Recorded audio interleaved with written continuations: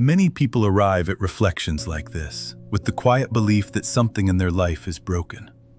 Not loudly broken, not obviously destroyed, but subtly wrong. Something feels off. Something feels unfinished. Something feels like it should not be this way. And so life becomes a continuous attempt to fix, adjust, correct, or improve what you believe went wrong. From a very early age, we are taught to relate to ourselves as projects, something incomplete, something that needs constant work. There is always another step, another improvement, another version of yourself that you are supposed to reach. Until then, life feels provisional, temporary, like you are living in a waiting room, preparing for the moment when things finally make sense. This belief is rarely questioned. It becomes normal. It becomes responsible. It becomes what everyone around you seems to be doing. Self-improvement, self-correction, self-optimization. Always becoming, never arriving. And when exhaustion appears, the conclusion is not that the belief is wrong, but that you are not trying hard enough. But stop for a moment and look carefully. What exactly needs to be fixed? Is there an actual defect here? Or is there simply discomfort with how life is unfolding? The feeling that something is wrong often comes not from reality, but from the comparison between what is happening and what you believe should be happening. The idea that you need to fix your life assumes that life made a mistake, that it went off course, that there was a correct version of events and somehow you missed it. But life does not operate according to plans, intentions, or personal timelines. It unfolds through countless conditions, most of which were never under your control. Health, family, environment, relationships, emotional patterns, awareness, chance. None of these follow clean narratives. When you say, "I need to fix myself," what are you referring to? Are you talking about breathing happening? About awareness being present? About experience unfolding? Or are you talking about an image of who you think you should be by now? An image shaped by culture, comparison, expectations, and fear. That image feels very real. It speaks loudly. It judges constantly. But it is not alive. It does not breathe. It does not struggle. It does not feel anxiety or exhaustion. You do. And yet you try to live up to it, correct yourself according to it, measure your life against it. This creates endless tension because the image is never satisfied. There is always something else to fix. Notice how exhausting this becomes. Even moments of rest feel undeserved. Even moments of calm feel suspicious.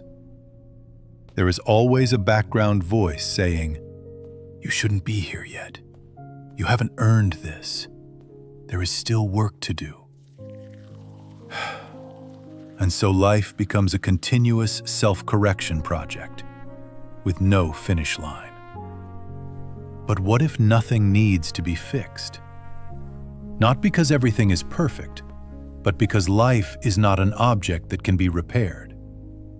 Pain happens. Confusion happens. Failure happens. Loss happens.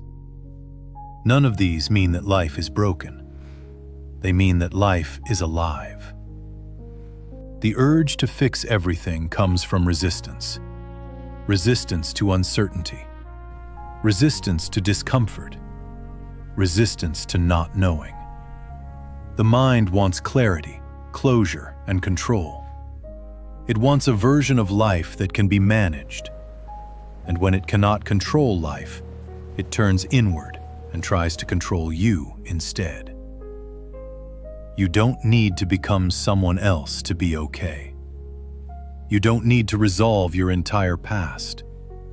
You don't need to understand everything about yourself. These ideas sound responsible and mature, but they quietly keep you trapped in the belief that something is fundamentally wrong right now. Look again, very simply. In this moment, is awareness broken? Is presence damaged? Is experience failing to happen? Breathing is occurring. Sensations are present.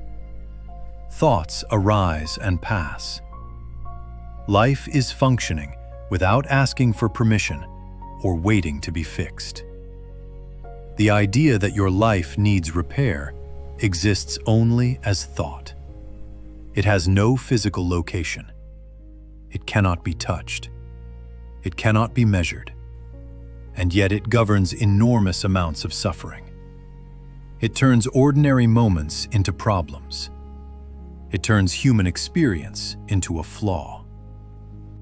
When this is seen clearly, not intellectually but directly, something relaxes. Not because problems disappear, but because the urgency to correct yourself softens. You stop fighting the moment you are in.